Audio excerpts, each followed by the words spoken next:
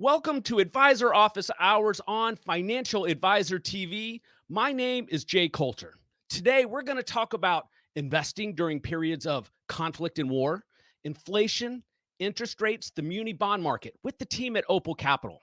We're also going to bring in a gentleman from YCharts. Yeah. Let's talk about Advice Tech Live from a high level. Adam, why did you start Advice Tech Live?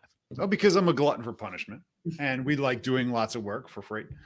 No, Advice Tech Live, Jay, and thanks for having us on, is a community project, as hopefully you guys have seen some level of advertisement around it. It's an attempt to do a hosted party of all the people in fintech who are building advice experiences. The theme this year is advice engagement and the future of tech-enabled delivery of advice. And what we wanted to do is create an accessible experience where all financial professionals and students of advice can come and actually experience what's being built, what's new this year, and what's coming. So we have 20 demos that are the core, Jay, of putting them on the main stage and say, what are you building in 10 minutes? And now move on to the next one. And so the challenge is that a lot of advisors just don't get to see what's coming. And we hope to really bust that challenge with this. It's the fourth year we're doing it, benefits charity. Think of it as a huge potluck. Everybody just bring your ideas. Let's share it and expose what's being built. All right. So you talk about it being for charity. You guys have an amazing list of benefactors. Allison, could you talk a little bit about the benefactors, the partners, and what you guys are doing with that program? Absolutely. So thanks again for having us. And this year we've decided to work with two different charitable organizations, both Invest in Others and Leukemia and Lymphoma Foundation in the name of Gavin Spitzner, working with two really amazing foundations to not only help get the word out about important technology, but like Adam said, it's a charitable event. We really want to make sure that we're supporting who's doing great things in the industry from a charitable perspective. And we tend to pick different charities every year. And these are the folks that we're working with this year. And they've just been phenomenal, and we're so excited to support their causes. Yeah, I'm a big fan of the Lymphoma and Leukemia Society. Having had lymphoma myself and having been friends with Gavin, this year's benefactors, I think, hit a special spot with me. Tell me, last year, how much money did you guys raise for the benefactors? Last year we pushed, I think, a little over $30,000. The idea of the event is that because it's a potluck, right? So it costs some money to run this event, significant amount. We basically collect money equally from every single sponsor. And if we have leftovers, that's really what goes to lymphoma. This year, we actually got some big names that you'll see actually profiled in our keynote that decided to do major sponsorships for the charities, which enabled us to provide the entire program for free, Jay. So there's no ticket charge for advisors to get in, which is awesome. No excuses not to sign up and get those recordings if you can't make it in person. But we expect we'll probably push $50,000 this year, which we're really excited about. That's fantastic. Viewers, listeners, you can also go to the advicetech.live page and donate directly to these benefactors that the team are promoting. Let's talk about the agenda. Okay. So when you look at the agenda today, if you're a financial advisor, Adam, what should advisors focus on first? What do you see as the big draws? I think the first thing is the showcase, right? We're basically doing four 10-minute demos from 5 companies back to back. And Allison hosts it, so she knows this one really well. We've done it every single year, and you can see there's groups A, B, C, and D over the 2 days. We had a lot of requests this year to break it up and not actually do this all in one day because people couldn't take it. So we did break it up into the afternoons of 2 days, the 2nd and 3rd of November. You're going to see fantastic technology, some which you'll relate to, some you've never seen before. There's some big names there like Morningstar and Redtail, as you can see. There's also some of the newer companies you have not seen that are coming out of left field. Also, Holistiplan is going to be there showing what they're building. So I think you're going to see really a lot of focus on the demos. But there's some new stuff that actually Allison is running. Maybe you want to share, Allison, on the expert panels. Absolutely. Great point about the tech demos. We really want to get everyone equal billings. Everybody pays the same amount to be here and join us as a sponsor and support our charities and have the same amount of time to talk about what they're working on. I do want to call out that I've had some great prep calls with some of these tech sponsors. And I can think of 5 or 6 right off the top of my head who are going to be making major announcements of new features and new products that they are rolling out, knowing that we're going to have some great media at the event and also just a tremendous amount of advisors in attendance. So get to this event to see these amazing product innovations that are going to be coming from our tech partners. But another thing that you mentioned, Jay, is our expert panels. We had some really great feedback in prior years of really just Adam and myself talking about what we saw, what we loved from the previous presentations. And we turned it into a full session for 45 minutes at the end of each day with some really amazing industry speakers and experts to come in and say what really stood out to them, what is just a no-brainer to sign on with, and who's making some major innovations. That expert panel to find out what was really the highlight of each day is going to be really exciting. And we can't wait to have that happen again toward the end of each day on November 2nd and 3rd. All right. So viewers and listeners, you can pick up your tickets at advicetech.live. Adam, this year, the tickets are free. Why the change in policy this year? I think the argument that we had was that we wanted to make it accessible to everybody who couldn't get on a plane and go to the industry conferences like Future Proof and T3, right? You couldn't take 3-4 days and spend several $1,000s out of your budget to go see what was being built. And so the whole point was accessibility. We just pushed the limits this time and said, wait a minute, we want no excuses why you can't go, because if you register, you can also get the recordings. It's the only way you're going to be able to see this stuff, because then it's going to get behind closed door again. So the key is, if you want to promote accessibility, even for the students of advice, you got to find a way to make it accessible. That means no door charge, no expected contribution to charity. That's on as you, if you feel comfortable and you want to do it, that's great. But I think the key is we had to align a lot with that. So therefore it's free. No excuses. I love it. And a lot of that's driven because of your keynote community sponsors, which I think it's important to point out who they are, because they're investing not only in helping advisors build better businesses, but also these charitable benefactors. So InvestNet, Equitable Advisors, Cambridge, Carson, Advisor 360, and Orion. That's a powerful lineup. It is. Well, we were really lucky to have a fantastic network of community leaders that actually in these organizations that actually see the vision of it. Now, think about it this way, Jay. When else do we get to see 3 competitors get on the stage, leadership, and talk about their vision while each other is listening, plus where they're going? And that's really what's happening. Day 1 and day 2. Day 1 are national firms talking about what's the difference they're going to make in decisions for millions of our customers. And the second group in day 2 is talking about the tech that they're building in these all-in-ones for enterprises that we all use. So the interesting thing about Orion, InvestNet, and Advisor 360 is they're touching hundreds of thousands of advisors. Does anybody get insight into what they're doing? Now let's put them all on the same stage and ask them straight up. And I think in a live forum, it's going to be really interesting to see how that plays out. Midday keynotes, and that are flanked on both sides with the tech demo. So there's no way you can miss that one. Yeah. An excellent agenda spread over 2 days. The speed demo portion of this I find very interesting. I'm a big fan of speed demos. Advisors have short attention spans. You want to get your message across quickly so they can determine if they want to do a deeper dive. I look at this screen. I see, Allison, like you pointed out, the names that you know and some that I don't. And it's my job to know these firms. It's really interesting. Tell me, what could advisors expect from these speed demonstrations at the event? Yeah, I think for the speed demos, and again, we've gotten a bit of a sneak peek into what folks are going to be covering. They really take the opportunity not just to necessarily talk about what they do as an overall company, but really supporting our theme of advice engagement and helping advisors use technology to deliver great advice to their clients and prospects. And that's really what they're focusing on. And that could be a back office function through a CRM, or that could be a very much a client-facing function as well. So how these tech companies are supporting advisors and what they do best is really what the event is all about. And like I said, we're seeing just some absolutely phenomenal innovation happening in these tech companies, and they're going to be showing it at our event for anybody to see, like Adam said, without even having to travel. From the biggest names to the newest folks on the block, really impressive stuff. And we can't wait to see what they have to show.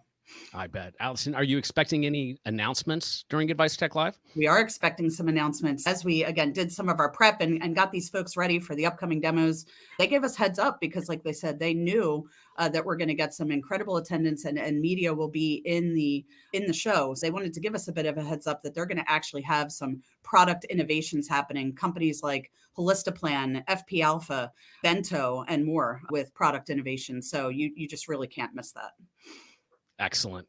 Guys, thank you so much for coming on. I tell you, I love this event every year. Financial Advisor TV will try to live tweet the event as you guys are going through it. Thanks for all you do for the advisor community with this event. Advisors, sign up couldn't be easier. Go to advicetech.live, simply pay nothing, grab your ticket, and join the event November 2nd and 3rd. Guys, thanks so much for coming on. You got it. See. All right. I'm sorry about the clunky opening that we had there with the team from Asset Map. Now, some of the technical difficulties we had in the beginning have also prevented us from bringing on the YCharts team to talk about their thoughts around tax planning this time of year using their technology. We're going to record a separate session with them so that you can see exactly how that YCharts tool can be used to help you in your tax planning process.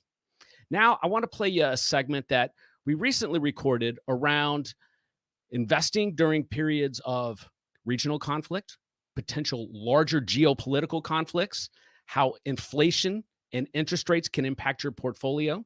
This is done with the team at Opal Capital, Austin Graff, and Adam Mueller from the Opal Dividends podcast.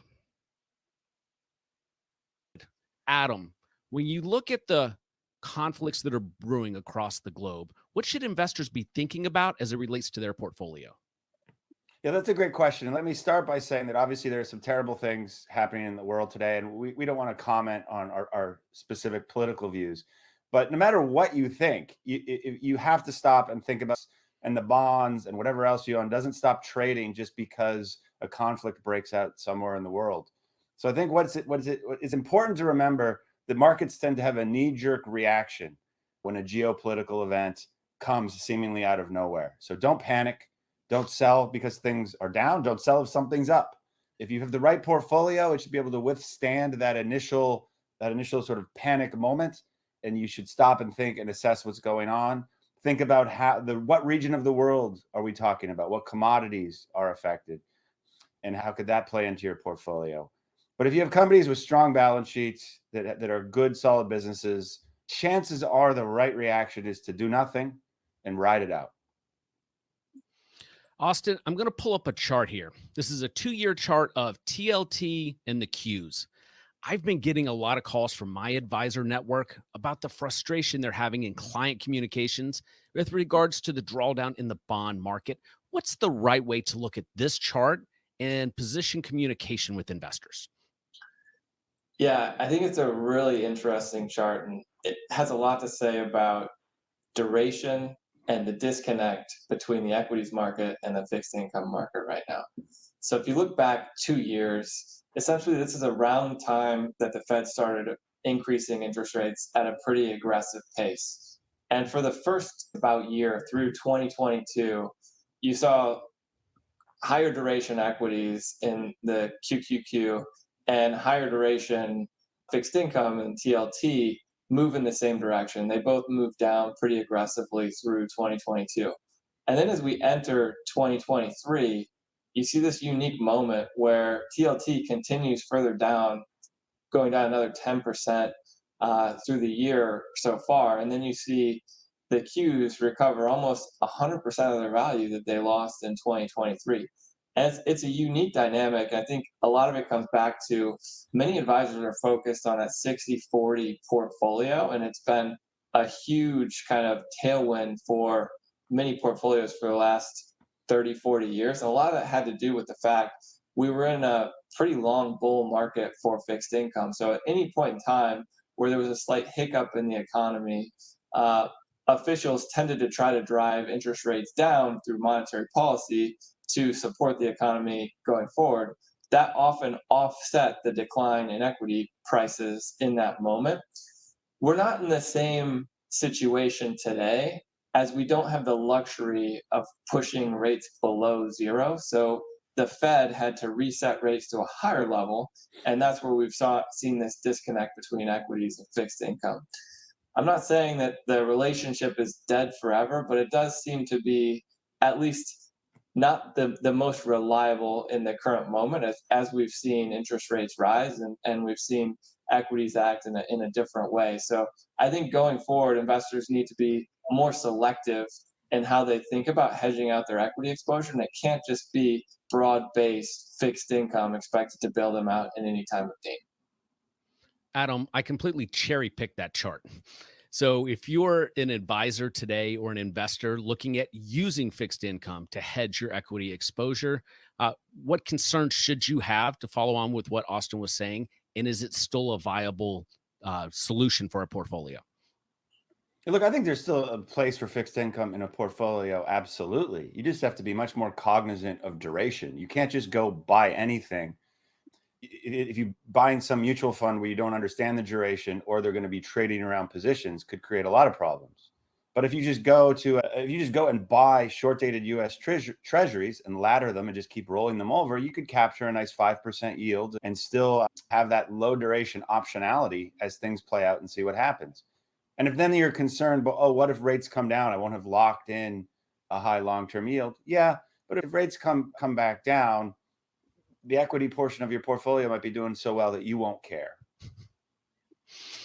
Yeah. Austin, here's a chart of MUB, which is the iShares National Muni Index, just as a proxy for intermediate duration muni bonds. The technical chart here is complete carnage. Is this something that long-term investors should consider legging into?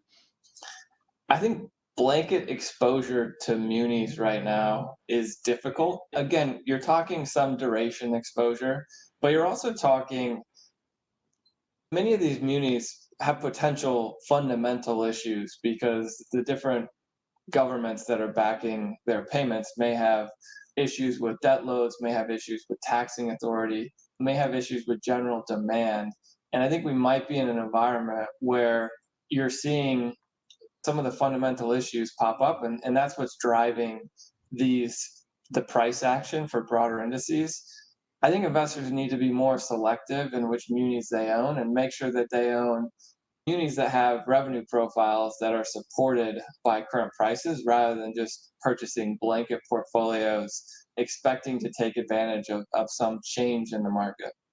Yeah, research If and I active wanted to management. lower my overall tax burden, I would advise you, I'd move to Florida before I'd buy a muni fund. Just get rid of that state tax, and you'll, instead of just buying some bucket of crap. Yeah, and it really speaks to active management again in the muni space if you're going to be allocating there. Florida's not that bad either. It's a great place to live. Great quality of life. But hard to find a house, which, Adam, brings me to the next question. You look at the housing market today, which is such a huge part of the economy, and you look at 30-year mortgage rates at 8%. What type of drag is this putting on the overall economy, and how does it affect portfolios? Yeah, I think there's lots of interesting effects because of where the mortgage rate is at. If, a large percentage of Americans that own their homes have rates locked in below 4%. Keeping in line with the technical difficulties we've had today, the rest of that interview can be seen on Financial Advisor TV and the Opal Dividends YouTube channel, or the Opal Capital YouTube channel. Now, Austin Lieberman from YCharts has been able to get into our technically challenged virtual studio today. I'm going to bring Austin on.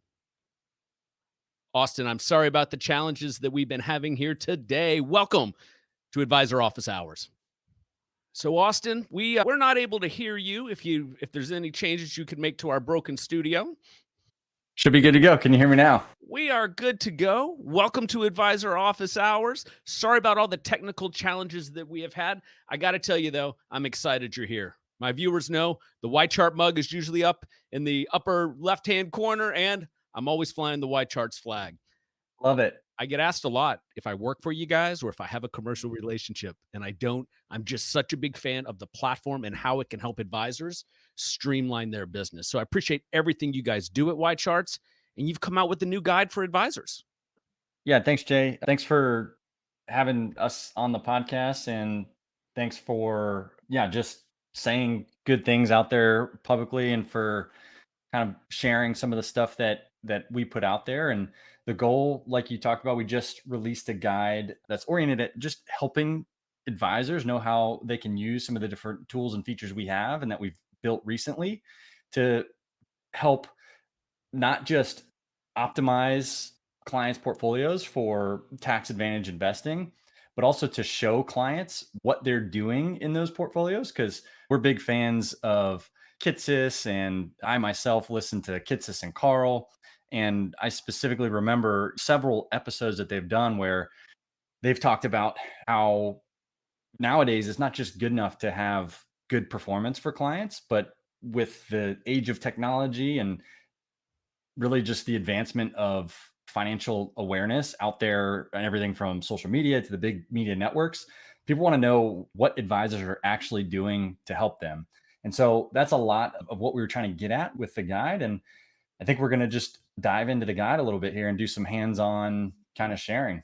Yeah, I'd love to do it. So I read the report and prep for this. It's a great walkthrough. I encourage advisors head over to YCharts.com, where there's links in not only the show notes but subtweets on Twitter where you can go and download this report. But Austin, why don't I turn it over to you and you can walk advisors through how they could leverage YCharts to accomplish this. Yeah, sure. Let me, if it's okay, I'll just share the report at a high level, just so anybody listening or watching, we can set the context real quick, and then I'll do a demo directly on our platform, walking through some of the different scenarios that we talked about. Perfect. Cool. Share my screen real quick. Right now, you should see the home screen here. There we go. So this is the report we're talking about, and we're not going to go through the whole thing again. They talked about this is available for free to anybody, but there's a landing page where you put your email in and we'll email it to you. And then clients, especially, you can go right inside your account and get access to this. If you're a client and you have questions at how to get to this, we'll show you how, but also you can talk to your account manager and they'll point you in the right direction as well. Very hands-on. A couple of things covered in this guide overall, but again, really getting at how to visually show tax savings in this case, but you can do this using our scenarios tool with really any scenario you want to show them. But for this, we're talking about tax savings. So we're showing advisors how to show the work that they're doing for their clients, how to find tax efficient investments. It's funny, I was just listening to that last segment, and one of the people on the show were talking about, like, yeah, it's important to think about tax efficient investing, but you also don't want to just invest in junk either. There's ways you can look for what advisors might think are good opportunities, not just something that's tax efficient. How to build tax efficient strategies, presenting those strategies to a client or a prospect and using our report tool, and then taking advantage of tax loss harvesting, which is a common thing. I don't think we'll cover that on this because most advisors are going to know how to find investments that are maybe down for the year to offset some capital gains or something like that, and then different tools and support that we have. Jay, this again stemmed from our client communications and a survey that we did from advised people, but also from conversations that are happening out there in the industry. I talked about Kitsis and Carl, but basically we surveyed 671 clients of financial advisors to learn their preferences. And basically what this survey told us was that clients don't just want their advisors to help them grow their nest eggs, but they want to be more informed, like I talked about before. Left side is clients with 500K or less under management. Right side is 500K or more under management. And portfolio performance was really important to them. Accessibility and availability to the client was number 2 for the clients with 500K or more. And it was number 3 for clients with 500K or less. But then deep understanding of the client and their goals, again, was ranked number 3 on the right side. That's clients with more than 500K, and number 2 on the left side with clients with less than 500K. So the bottom line is that people care about portfolio performance, the advisor's accessibility, and then knowing that the advisor has a deep understanding of their goals. So again, what we're trying to do here is help advisors tackle those things and make sure that their clients know what value they're providing to them. And so, talked about a scenario, right? And this is probably a common conversation, a very common conversation that advisors have with clients. What type of account should they be invested in? And there's tax advantage accounts and then non-tax advantage accounts. So we just did a basic scenario, and we built out a scenario where somebody's investing either dollar cost averaging for 15 years into just a normal brokerage account with no tax benefits. And then we compared that against somebody that is doing the same thing, dollar cost averaging for 15 years, and then drawing down for 5 years in both of those scenarios in a Roth. And essentially, we just showed the difference that if you're an advisor listening to this, immediately in your mind, you can almost probably calculate what the difference would be if somebody were to use a tax advantaged account versus a normal brokerage or non-tax advantage account. But what I think is often forgotten or overlooked is the importance of showing that in a very easy way to understand visually to clients. And so that's what we've done with our scenario builder tool. And at the bottom, you see the graph here, and I'll go into it, but essentially you're showing a $75,000 difference over that time frame between using a Roth IRA and just a normal non-tax advantage account. And so then when you're having a discussion with clients over fees or what value you bring, it's a very tangible way to show with just one piece of your planning process and your strategy, you're offering a ton of value to clients. Any comments, Jay, or anything you want to discuss about the scenario right here?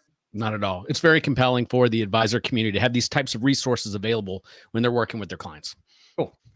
Awesome. We'll jump to these, but this is just using our screener tool of how to find funds. And so again, we'll jump into the tool and go through how to look at some ways to find tax efficient investments, seeing dividend yield, what's the turnover ratio. We're trying to keep that tax burden low if we're not in a tax advantage account. So we'll get into that. Again, more of just the screener tool here. And then using our model portfolio tool, we are named YCharts. People, I think probably 8-9 years ago, maybe looked at YCharts as mostly a research tool and a charting tool. What we've really done over the past 5+ years now is really branch out into a full service platform for advisor communications. And that's good for everything from prospecting to communicating with current clients. And so our model portfolio tool is a great way to do that and to really dig down and see the specifics about investment strategies, about model portfolios. You can look into certain funds. And so we just showed how we can look at tax efficient investments or any investment using our model portfolio tool. So we'll jump into that as well. And then presentations, proposals, and reports. These again are built for advisors to use in communication with prospects or clients. And we've recently introduced talking points, which is a way you can see it at the bottom of the graph here or of the PDF here. But now inside a proposal that you create, it's a custom report you can create for a client or a prospect. You can point out specific things like we just talked about, the differences in a tax adjusted return versus a non-tax adjusted return.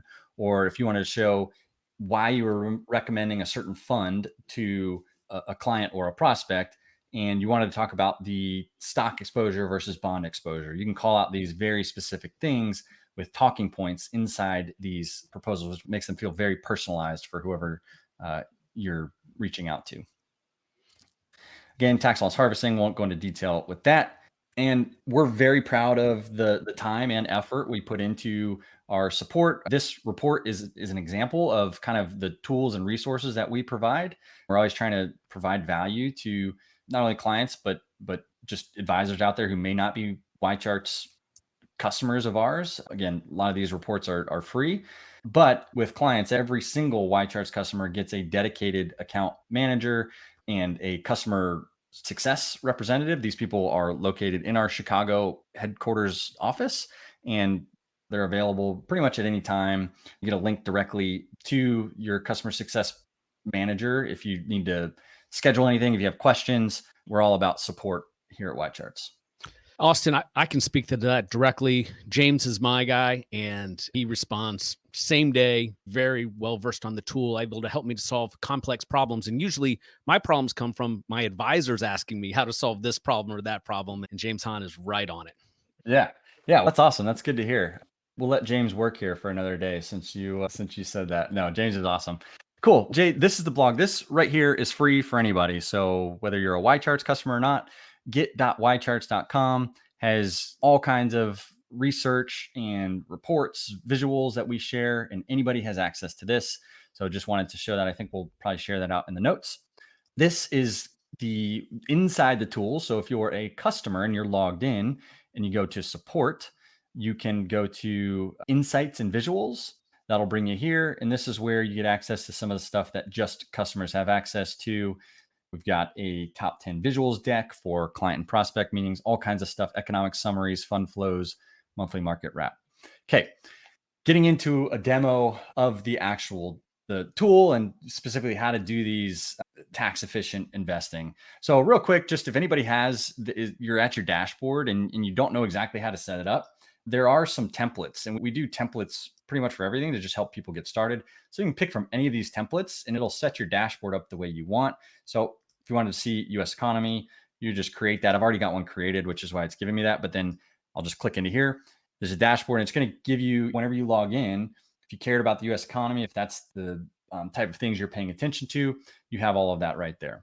But let's get into the scenario builder. And the way you access this is going into tools and then scenarios. So I've pre-built some of these, but they're very quick. I just did it to be timely with this episode here. But if you go into scenario builder, it's pretty intuitive on the side, right? In the example, we used the Fidelity Blue Chip Growth Fund in that example that we talked about. And you can compare it to a benchmark, which I think we just used the S&P 500. But basically the scenario we did is we said, going back to 2003, if somebody had invested for 20 years and 15 of that was dollar cost averaging, and then the last 5 years they entered into retirement and started withdrawing, what would that look like in, again, that non-tax advantage account, just a normal brokerage versus a Roth IRA? And so that's the start date and the end date. We started with a $10,000 investment. And then this is where down below, you can build your scenario. So I've pre-built these in, but it's very simple if you just wanted to add a scenario. So here, the Fidelity Blue Chip Growth, and this is my taxable example. We did monthly contributions of $500 from basically September 2003 to September 2018. You can see that right here. Each year, we're adding $6,000 to the portfolio all the way up until 2017, basically. And then in 2018, you begin drawing down. And then the last part of the scenario is to start withdrawing. And this is where the difference comes in. And we said, and there's a lot of nuances to this, right? So everybody's situation is going to be different, but we just tried to say, hey, if that person entered retirement and they were at a 15%, in a 15% tax bracket, which we try to keep it on the low side, then if their cost of living was $5,000 a month, or that's what they needed to withdraw from this investment, then in order to pay the taxes on that, they would actually have to withdraw $5,882 a month to make up for the differences in the taxes they'd have to pay on that. And so that's where you see the drawdowns of 70,000, 70,000, 70,000, and 52 in 2023. And what that shows is that from the start, 2003, all the way until today, taking in the contributions and the withdrawals, the portfolio value, that investment value, would be at $141,974. And then what you can do is you can actually, so I saved this, so you can save that scenario, and then you build another scenario. And so this is where, if you're an advisor, this doesn't have to just be about taxes. This could be about anything that you wanted to show in a scenario using different funds, different contributions, different withdrawals. So now I built essentially the same scenario, same timeline and everything. The only difference I made is that during the withdrawals, we were saying you're withdrawing from a Roth. And so in order to get that $5,000 monthly requirement, you only need to withdraw $5,000 instead of $5,800 because you don't have that tax burden. And again, I'm not a tax expert here. There's a bunch of nuances to all this. So we just try to show a very simplified scenario. But at the end of the day, the difference that you can show without all those sort of the complicated intricacies that you might lose a client in is that, hey, if you went with the tax advantage, the Roth, you're going to end up after 5 years of withdrawals with $215,000 in that investment versus if you were in a taxable account, $141,000. And so right there, you're showing that $70,000 plus difference in those two scenarios. And again, this took me before the show about 10 minutes to build. And so as you do this more, you get faster with these things, and you can use the scenario builder to show pretty much anything, any scenario you want. Yeah. That's the scenario builder. The fund screener is very quick. If you're familiar with screeners, all I've done here is I've taken these, there's 66,000 funds, 67,000 funds.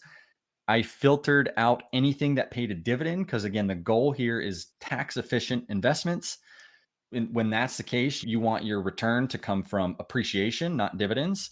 And not to say that this is not a dividend versus non-dividend argument. We're simply going with the most tax efficient investment possible. So that brings you down to 12,471. And then we want to keep that turnover ratio low, right? This is below 20%, which I believe means they're going to turn the entire portfolio over every 5 years. That brings you down to 2,838. And then you can using our metric columns down below. So this doesn't filter anything else out. It's just a way you can look and compare what you get from the screener. You can look at annualized tax adjusted monthly returns. And so I've sorted it from basically the top tax adjusted 20-year returns. And again, everyone knows past results are no promise of future returns, but that's how you can filter these different investment options from your screen down to find the ones that fit whatever specific goal you're going after. So that's the screener that we showcased. Model portfolios, very easy Hey, to Austin, build. before you go to the model portfolios, real quick, a story from about 3 or 4 years ago. I had posted something about a challenge an advisor of mine was having with some muni bond funds, and just asked my audience, was probably on Twitter or LinkedIn, if they had any ideas. James called me within an hour and said, "Man, you can do this in YCharts," and walk me through what you were talking about. It's a really robust screening tool that really helps advisors solve problems. Awesome. Yeah, cool. Thanks, Jay. I guess James must have your Twitter on notification or something, so you can see what's going on. Cool. Okay. Model portfolios. Again, this essentially just think about any strategy you want to show, you could put into a model portfolio. And the cool thing about it is once you save it, you can view your model portfolio just like any equity on the platform. So you get a quote page and it shows you everything you could ever want to know about the model portfolio. And then you can use that to build scenarios off of, to put into reports. And so this is just using a basic ETF model. This is a 60% equity model. I won't go, too in depth into this, but cool thing is very quickly, you can show the top 10 holdings in any model portfolio that you build. So for this one, since it's a 60% equity portfolio, it's using VTI, BND, VXUS, BNDX, and VMX, was just a mixture of equities, bonds, fixed income. And then important thing for advisors as they're having different conversations is, especially with clients with different risk appetites and risk timelines, is the max drawdown, right? We want to know how reliable and how volatile are these different strategies. Max drawdown since inception for this has been 21.74%. And then getting into the report builder. So this is where we've started with a scenario, we've screened out and gotten to the investment options that we want. We've put them into a model portfolio, and then we want to build a report that we can use to send to prospects. A lot of advisors use our report building tools, our proposal tool, to show potentially what investments a prospect is. Maybe they're invested with somebody else. They can take a look at the investments that they already have and the expense ratio, the fees they might be paying, if it's in line with their individual situation, their retirement scenario. And then they can compare essentially a competitor's strategy that they're currently invested in with what they would do for the prospect, and show them maybe they're a lot cheaper on fees, there's less turnover, they're better for taxes, all these different things, and compare things side by side using our report tool. It's a very popular way people use our proposal tool. But essentially, you can put all the work that you've done into a nice PDF that's customized, and you can point out those specific talking points we were talking about, and then showcase that scenario that you talked about. And so this is just a quick example of a one-pager of what that would look like. And again, you can make these as short or as long as you'd like. But using that Fidelity blue chip growth scenario that we showed, taxable versus Roth account, you can see the differences in the options that you talked to a client about. And then using our talking points, you can show sort of the differences, and these are customizable. So I just use tax adjusted returns and then stock allocation. You could basically put any number of different things in here that you wanted to call out to show them exactly why you made these recommendations for them in a quick PDF that you could either print out and give to them, or email to them, or however you wanted to deliver that. And so that's really it, Jay. I hope this was helpful. Happy to talk about it a little more, discuss anything, or if anybody wanted to reach out, my email is alieberman@ycharts.com. Excellent. Austin, you did a great job walking through the report and then the YChart platform and how advisors could use it. I got to tell you, the speed at which your development team brings out new resources to advisors is incredible. I love the new talking point functionality that you have. Model portfolios has been a staple of my consulting business working with advisors because you guys make it easy. And not in conjunction with your marketing team, but when I talk to advisors, I say, here's the 3 reasons this could fit in your tech stack, especially if you're a breakaway advisor that's used to having the internal resources inside of your wirehouse, is the portfolio proposal tool, the model management, and then the client communications. Because once you go independent, you get to change the way you communicate with your clients, and YCharts is a best-in-class platform to do it. Austin, I appreciate you coming on. We'll have links to the report in the show notes. You'll find it on social media. And if you're not on YCharts yet, make sure that you go and grab a free trial. YCharts.com. Austin, thanks for coming on. Thanks, Jay. Appreciate being here. Appreciate you too.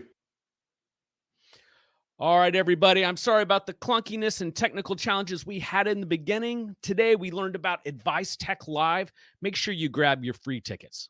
They're free, and what you're going to learn during those 2 half-day sessions can help your practice.